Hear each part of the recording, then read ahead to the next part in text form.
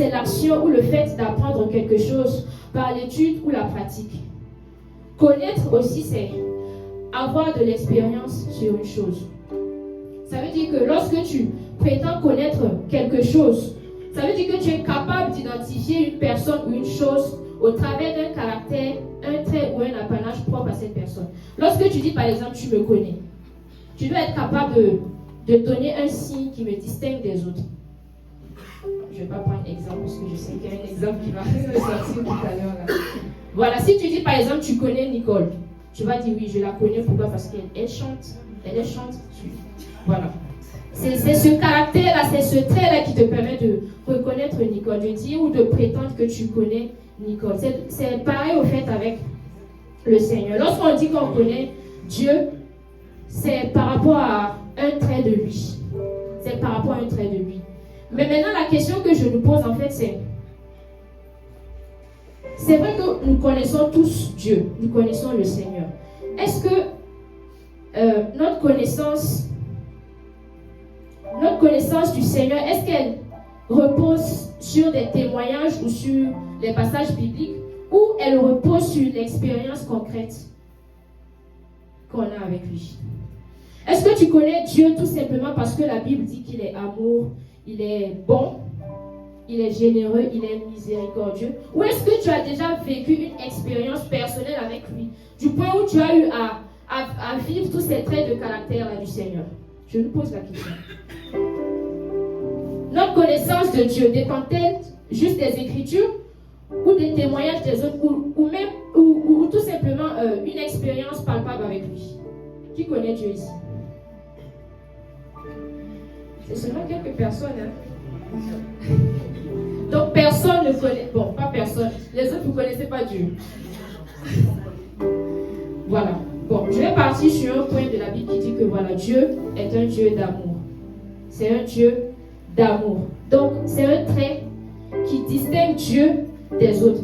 Donc, ça veut dire que si nous disons que Dieu est amour, en fait, cette vérité ne sera vérifiée que lorsque nous peut-être un moment ou un autre, nous avons eu à expérimenter cet amour-là. Tu ne peux pas dire que le Seigneur est amour sans avoir vécu l'amour de Dieu. J'espère qu'on se comprend. Parce que si tu dis, bon, Dieu est amour, mais comment en fait? Explique-moi comment.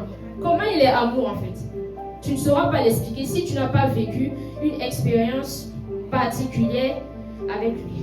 C'est pourquoi le thème d'aujourd'hui, le thème qui nous réunit aujourd'hui, c'est tout simplement connaître Dieu par l'expérimentation de son amour parfait. Répète ce thème-là à ton voisin. Je sais que c'est long, mais répète ça à ton voisin. Avant que multimédia le projette. Vous aider. C'est connaître Dieu par l'expérimentation de son amour parfait. Répète ça à ton voisin. Connaître Dieu par l'expérimentation de son amour parfait. Donc aujourd'hui là, nous allons progresser dans la connaissance de Dieu, mais sur un trait propre à lui qui est l'amour. Le thème amour là, chaque fois, je pense que ça fait la 4e fois que je parle de ça. Depuis que j'ai commencé à prêcher, je me retrouve toujours à prêcher sur soit l'amour, soit la charité. C'est fort. La grâce commune. Voilà. Nous disons que pour connaître quelque chose ou pour connaître une personne, il faudrait savoir ou pouvoir identifier cette personne-là au travers d'un de ses caractères. Et aujourd'hui, notre travail serait de connaître Dieu, mais par l'identifiant qui est l'amour. Amen, on se comprend. On va connaître Dieu aujourd'hui, on va découvrir Dieu par son amour. D'abord, bon, je n'ai pas donné ce verset-là, mais on va l'afficher. C'est un verset que tout le monde connaît. Hein. Jean 3, chapitre 16, qui dit que car Dieu a tant aimé le monde qu'il a donné son Fils unique, afin que quiconque croit en lui ne périsse point, mais qu'il ait la vie éternelle. Dans ce verset, on voit clairement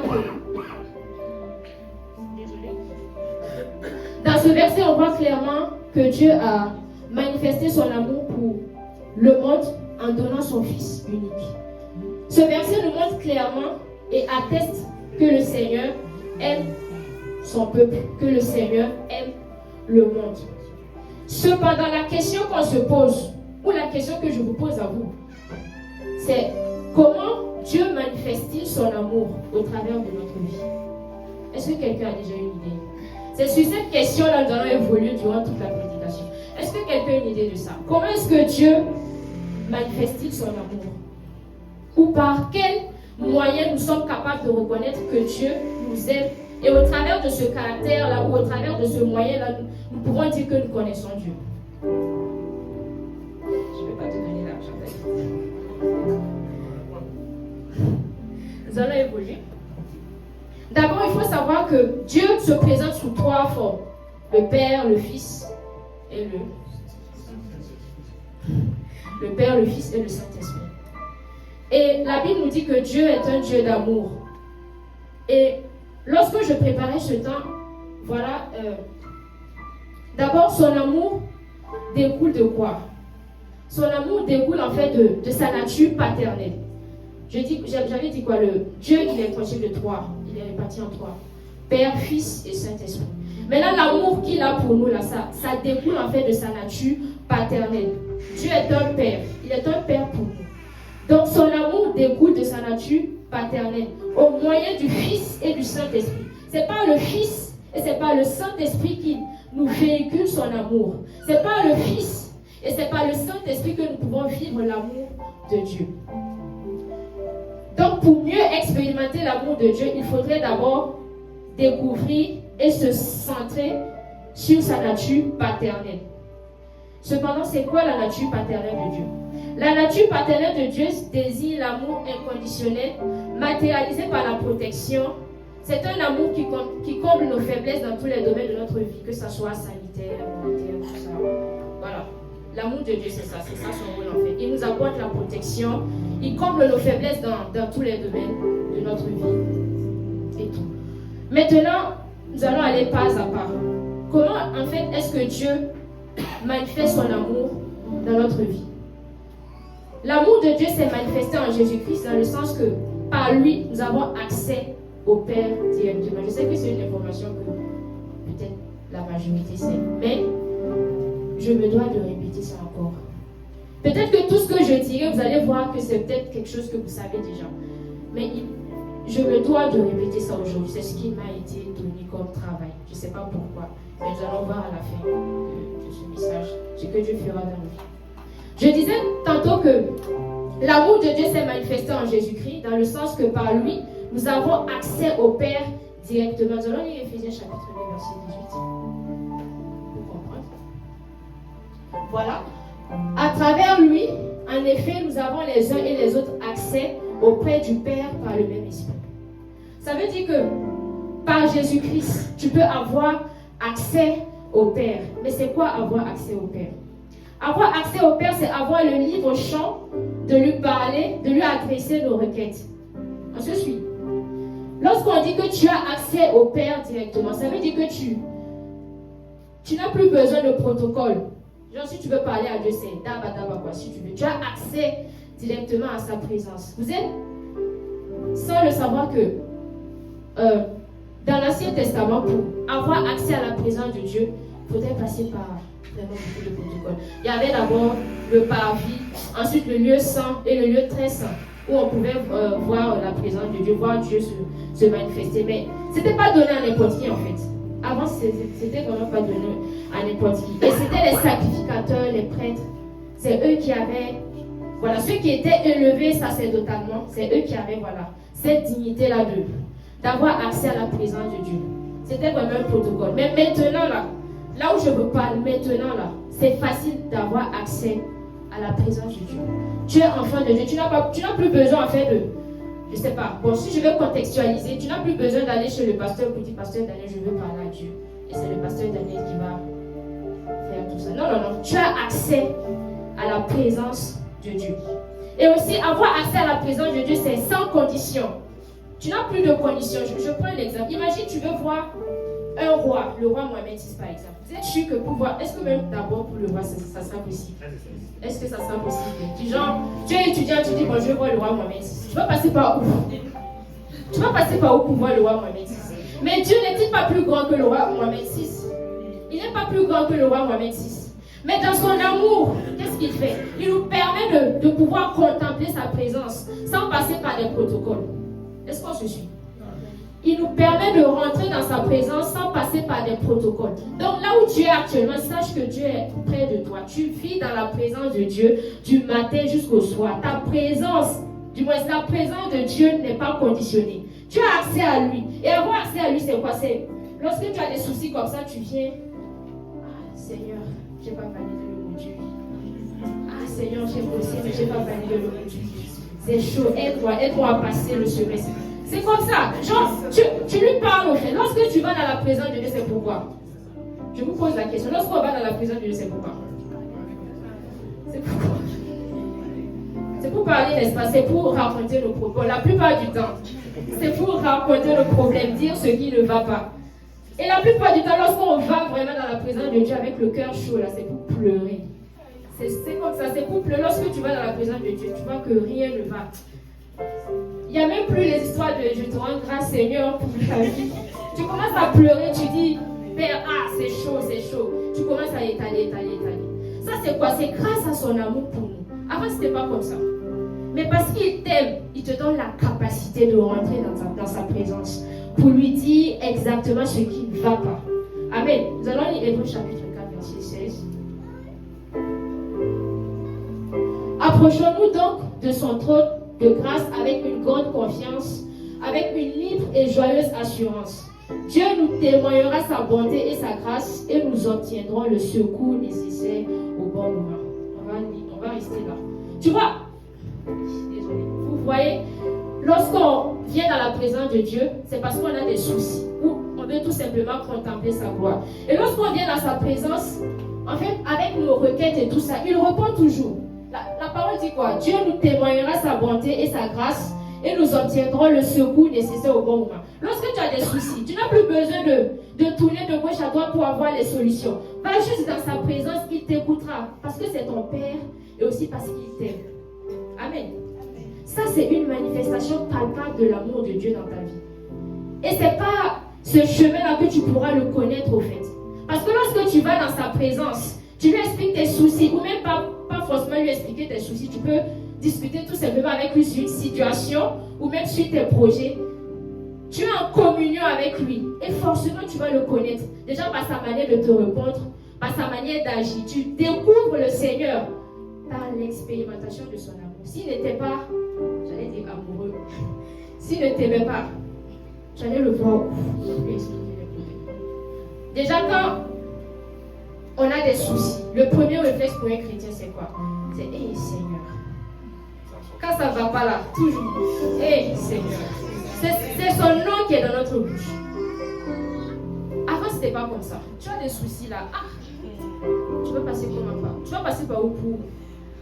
C'était trop compliqué en fait. Mais actuellement nous avons la grâce d'avoir accès à sa présence. Et il nous dit aussi dans Matthieu chapitre 11 verset 28, voilà, venez à moi vous qui êtes fatigués, je vous donnerai du repos.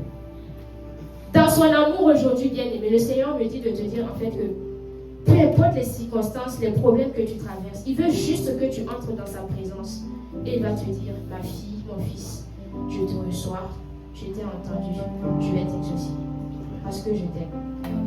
C'est ce qu'il a à te dire aujourd'hui. Il veut tout simplement que tu expérimentes son amour.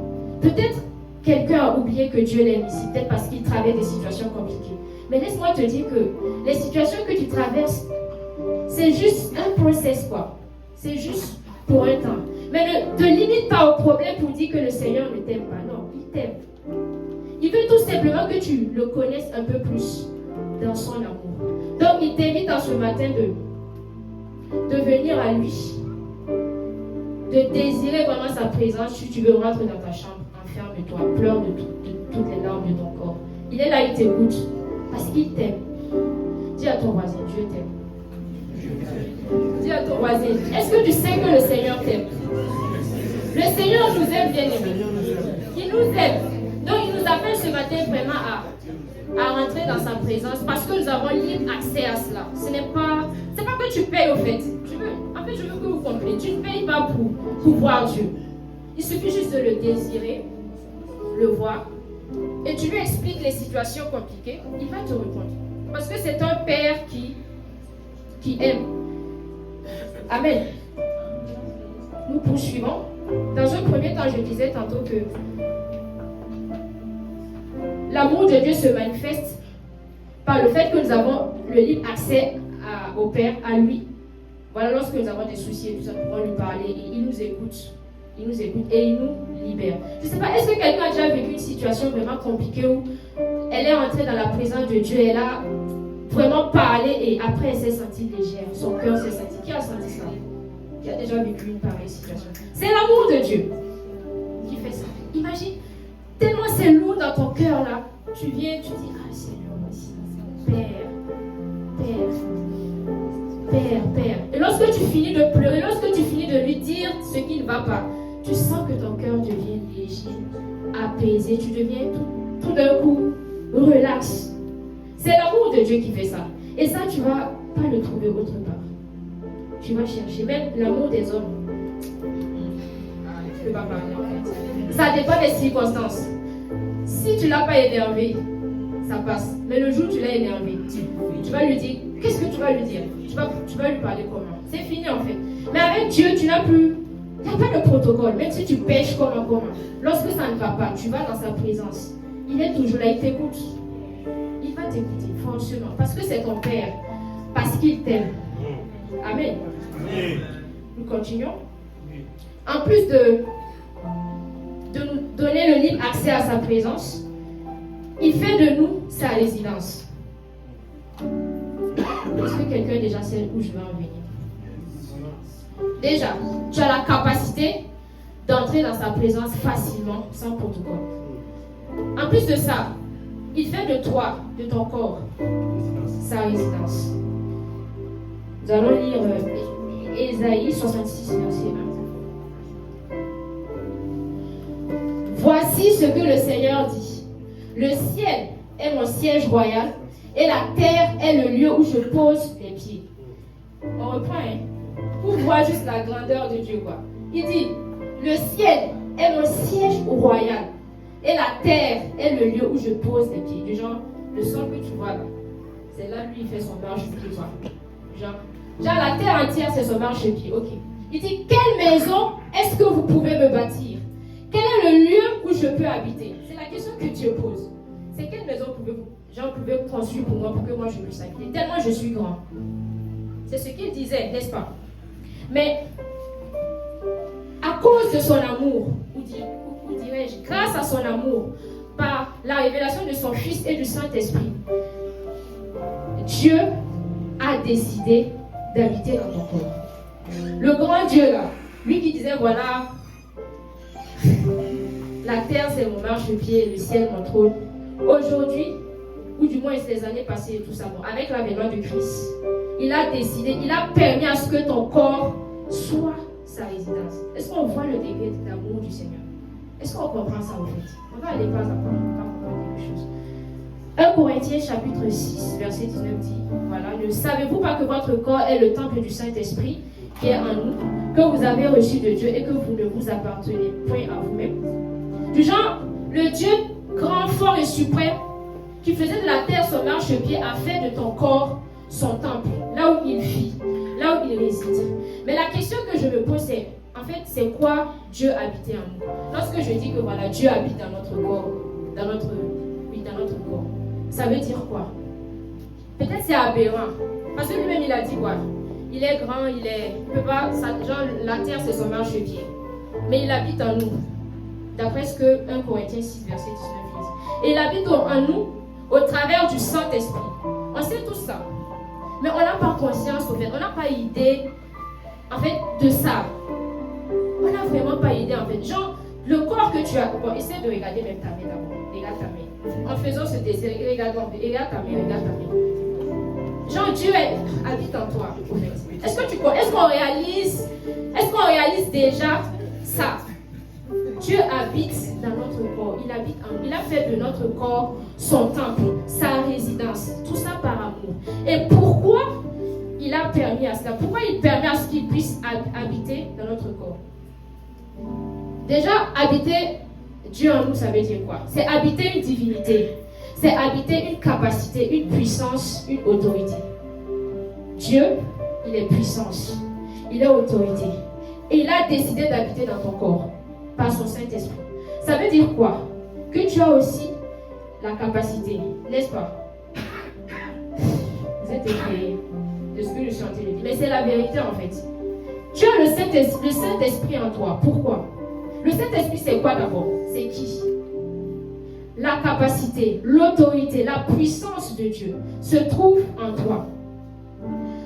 Par son amour, Dieu te donne les capacités, des forces, l'autorité pour faire tout ce que tu voudras, tout ce que tu vas vouloir faire en fait.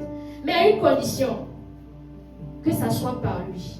Sur l'aide de Dieu en fait, genre faire tout ce qu'on veut. Tu peux tout faire par son Saint-Esprit qui habite en toi, mais tu auras besoin de lui pour que ça puisse marcher. Éphésiens chapitre 3 verset. À celui qui par la puissance qui agit en nous peut réaliser infiniment au-delà de ce que nos prières peuvent demander ou que notre imagination ose espérer. Ça veut dire qu'en toi, tu as une capacité vraiment énorme même que, genre qui dépasse au fait ton entendement. Et cette capacité-là te permettra de faire tout ce que tu voudras, de débloquer des situations, d'agir, d'annuler même des décrets. Est-ce qu'on sait ce que veut dire un décret déjà? Décrets, genre des décisions prises par des autorités, des entités spirituelles. À cela sert en fait la présence de Dieu dans notre vie. Ça nous sert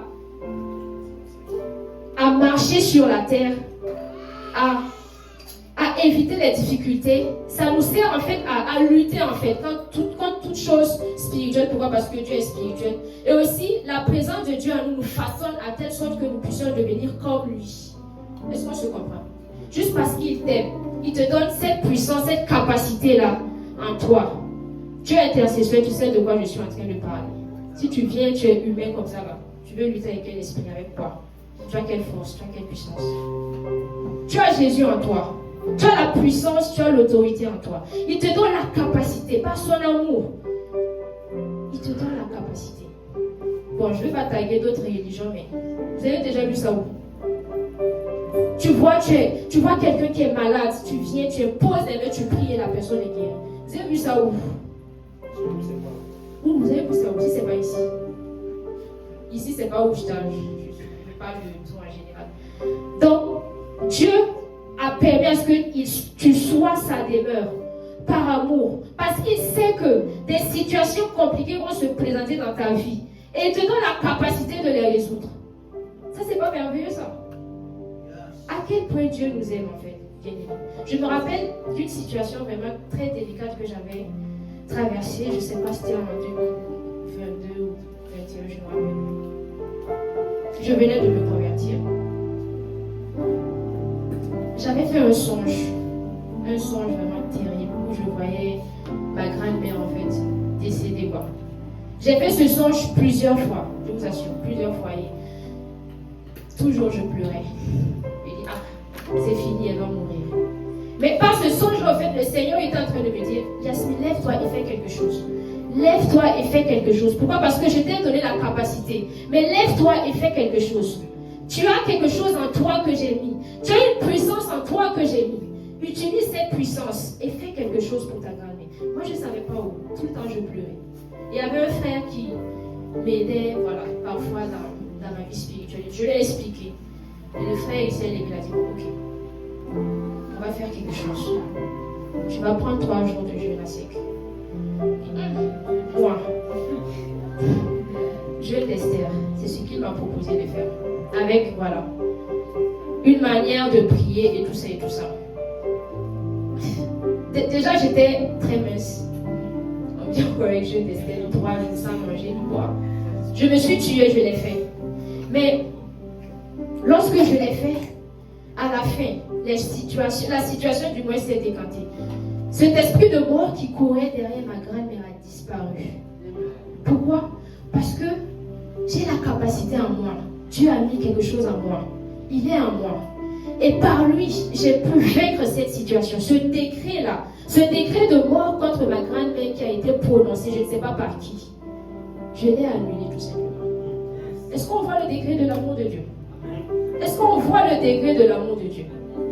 Vous n'allez pas voir ça ailleurs, nulle part ailleurs, c'est seulement ici. C'est seulement avec lui que vous allez voir ça. Et dans cette situation comme ça, il s'est manifesté à moi. J'ai appris à le connaître.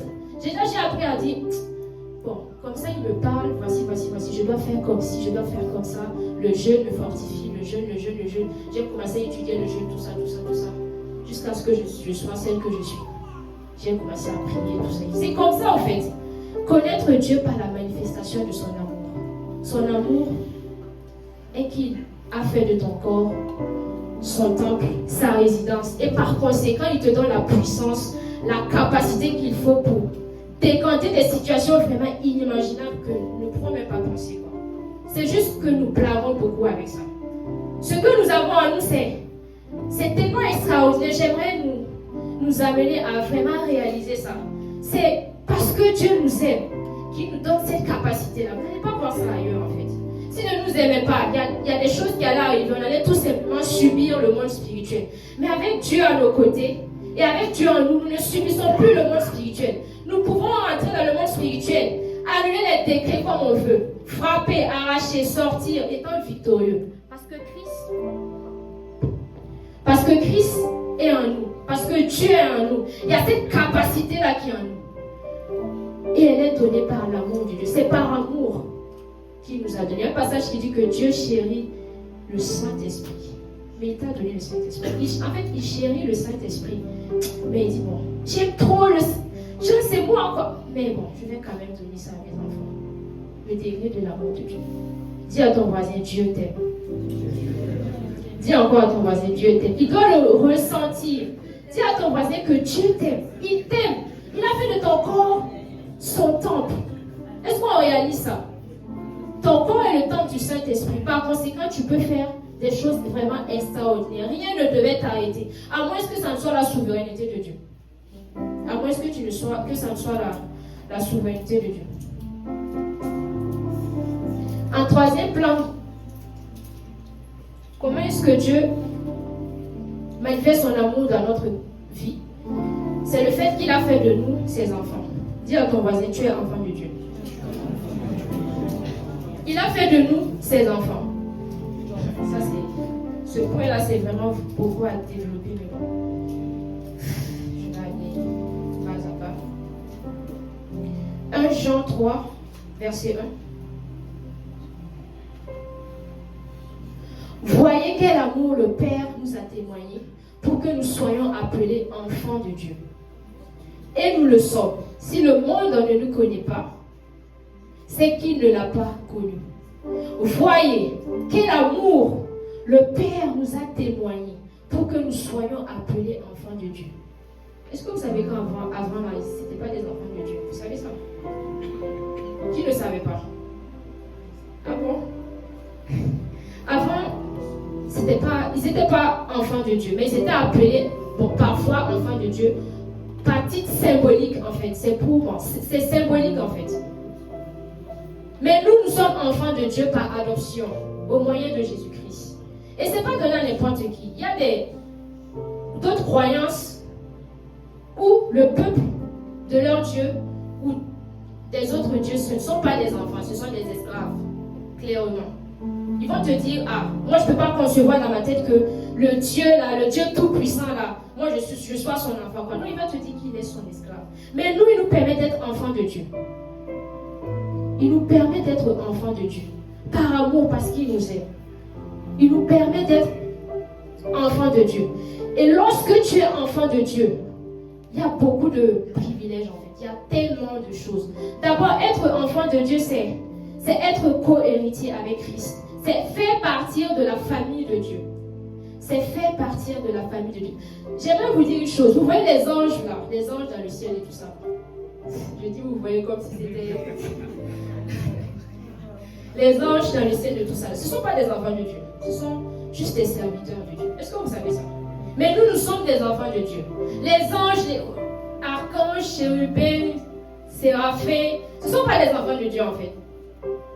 Bon, je ne veux pas dire quelque chose de bizarre, mais j'allais dire que Dieu ne les considère pas. En fait, je veux juste vous montrer à quel point Dieu nous aime. Les personnes avec qui il travaille là, il ne les considère pas comme enfants. C'est nous. Nous les... Bon, je ne vais pas dire ça rien, mais nous, les fils de Zébédée là, c'est nous les enfants de Dieu. Il nous considère comme ses enfants. Nous sommes ses enfants. Nous sommes co-héritiers avec Christ. Co-héritiers avec Christ. On a pensé un thème qu'on a eu à discuter l'année passée. Nous sommes co-héritiers avec lui. Et lorsque tu es co-héritier avec Christ, ça veut dire que tout ce dont Christ hérite, toi aussi tu hérites de ça. Est-ce que tu es conscient d'abord que tu es enfant de Dieu? Il faut que ça passe à notre tête. Quoi. Tu es enfant de Dieu parce que Dieu t'aime. Et lorsque tu es enfant de Dieu, tu es privilégié. Tu es favorisé. D'abord, dans un premier temps, lorsque tu es enfant de Dieu, tous ceux qui vont aller en enfer et tout ça, là, tu ne fais plus partie de ces gens-là. Tu es d'office sauvé. Tu t'imagines? Bon, il y a plein de personnes qui croient pas en Christ. La question qu'on se pose, ils iront où en fait? Mais toi, tu as eu la grâce d'être enfant de Dieu.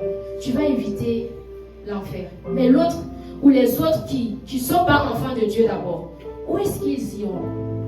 Est-ce que d'abord, tu imagines un instant que peut-être tu étais dans un endroit là, perdu, quelqu'un est venu te parler de Jésus, tu as accepté Jésus, tu as donné ta vie à Jésus, tu as été sauvé, tu es devenu son enfant, tu as raté l'enfer, comme ça, tu as raté l'enfer, juste parce que quelqu'un est venu te parler de Jésus.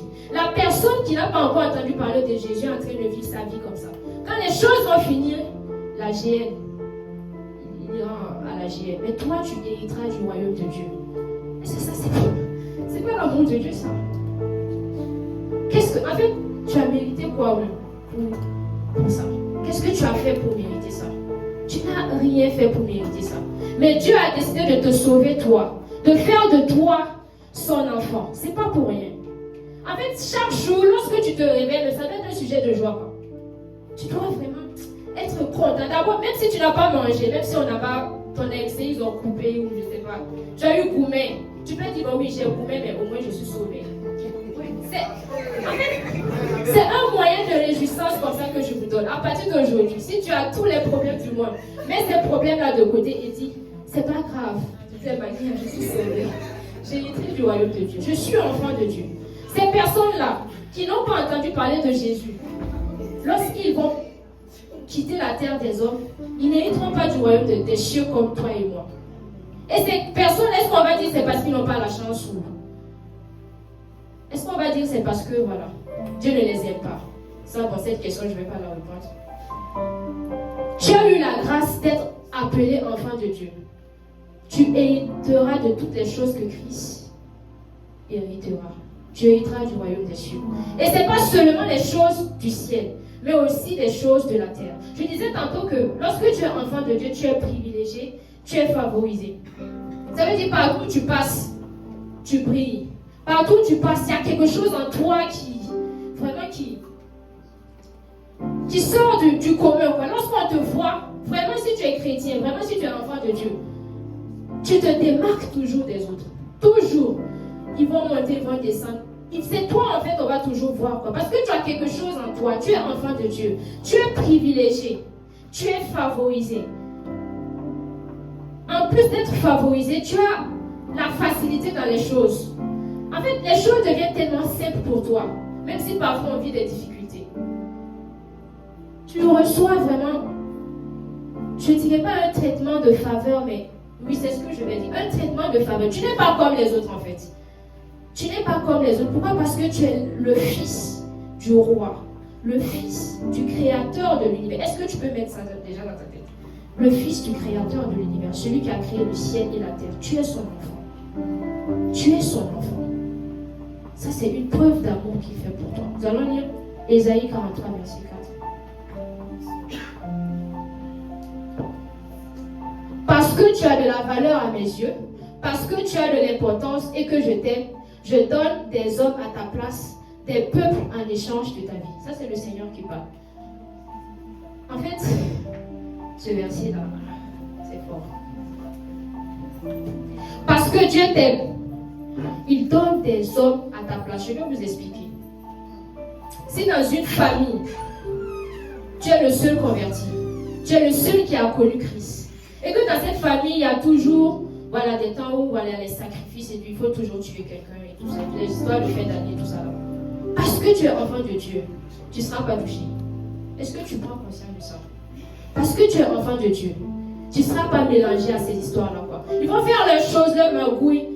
Ils vont tourner en rond, mais ça ne va pas te toucher. Ils vont peut-être vouloir t'attaquer, mais ça va retourner contre eux. Parce que tu es enfant de Dieu.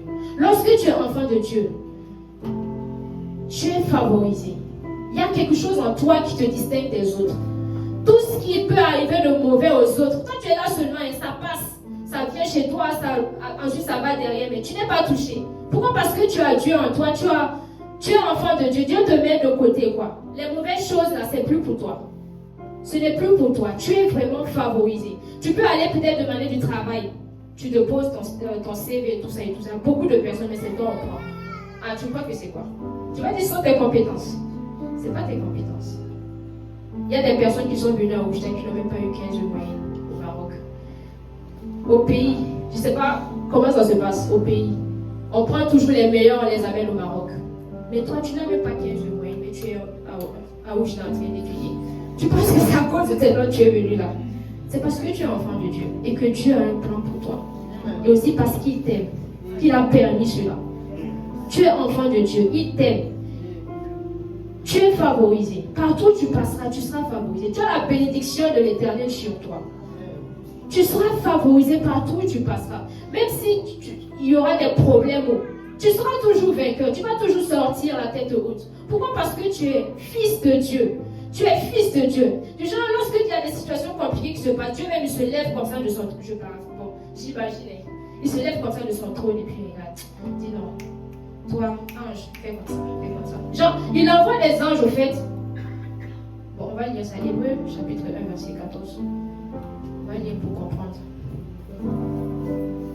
Hébreux, chapitre 1, verset 14. Les anges ne sont-ils pas tous des esprits au service de Dieu, envoyés pour apporter de l'aide à ceux qui vont hériter du salut? Du genre, Dieu utilise les anges pour toi. Parce qu'il t'aime. Parce que Dieu est son enfant, il utilise des anges pour toi. D'abord, regarde-toi en termes de force, capacité humaine. Je ne parle pas du Dieu en toi.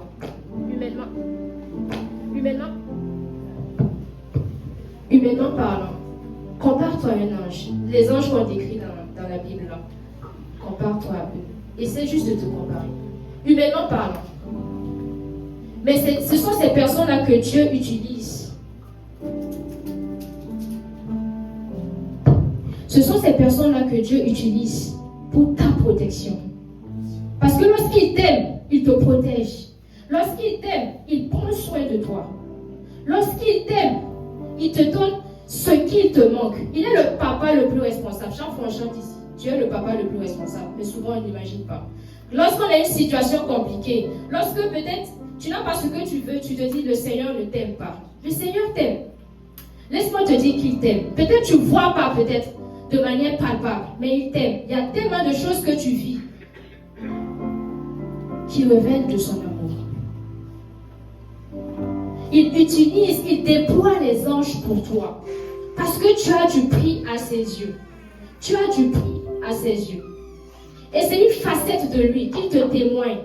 Il te laisse le connaître par la manifestation de son amour dans ta vie. Partout où tu passes, tu es distingué des autres.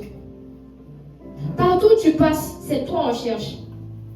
Parce que tu as Dieu en toi. Parce qu'il fait de toi son enfant. Et aussi parce que tu es privilégié.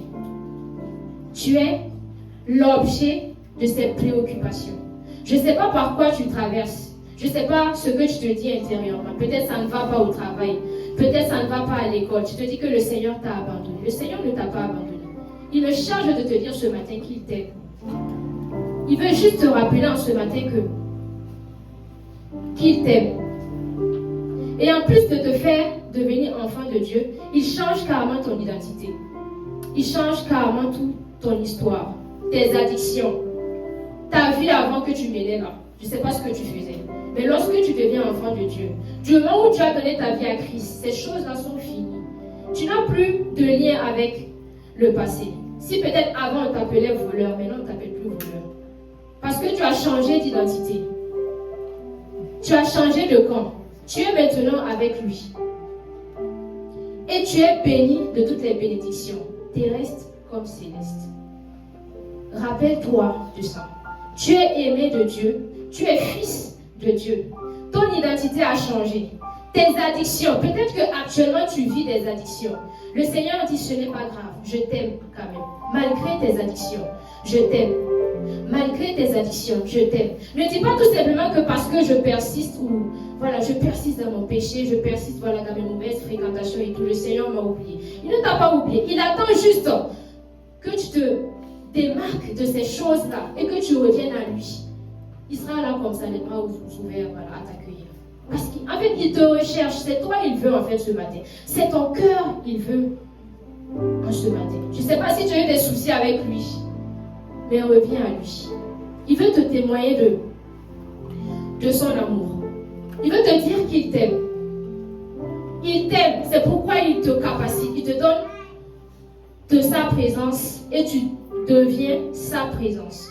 Il t'aime. C'est pourquoi il prend soin de toi. Il prend soin de toi. Il te donne ce dont tu manques. Si peut-être tu es ici, tu cherches l'homme de ta vie. Ah, c'est ça qui vient dans ma tête actuellement. Tu cherches l'homme de ta vie, tu cherches le mariage et tout ça. Tu es triste, tout simplement. Dieu dit, ne t'inquiète pas. Il a déjà prévu ça. Il est le papa le plus responsable. Ce que tu cherches là et que tu n'as pas encore trouvé, le simple fait de savoir que tu es son enfant là, sache tout simplement que c'est déjà résolu en fait. Tu n'as plus à t'inquiéter pour ça. Tu n'as plus à t'inquiéter pour les choses qui manquent dans ta vie. Tu n'as plus à t'inquiéter pour les situations compliquées que tu traverses. Il est là aujourd'hui pour te dire qu'il t'aime malgré tout. Malgré tout, il t'aime. Et il fera tout pour résoudre ces situations. Mais ces situations que tu traverses, c'est pour te forger. C'est pour te forger à une gloire qui arrive. Ne doute pas de son amour parce que tu ne manges pas comme tu veux. Ne doute pas de son amour parce que tu n'as pas les chics vêtements, je ne sais pas. Ou tu marches tout le temps pour aller à la fac, tu n'as pas l'argent de transport. Ne doute pas de son amour. Ne vois pas l'autre pour dire, ah, lui, il est béni plus que moi. Genre les enfants préférés de Dieu. Dieu n'a pas d'enfants préférés. Nous sommes tous les enfants de Dieu. Il n'y a pas de... Il est plus privilégié que moi. Non, c'est pas ça. Dieu nous aime au même titre. Il nous aime au même titre. Et il désire que tu le connaisses plus dans la manifestation de son amour. Donc, en ce matin, bien-aimé, il t'appelle à revenir d'abord vers lui. J'ai déjà fini. Il t'appelle à revenir vers lui.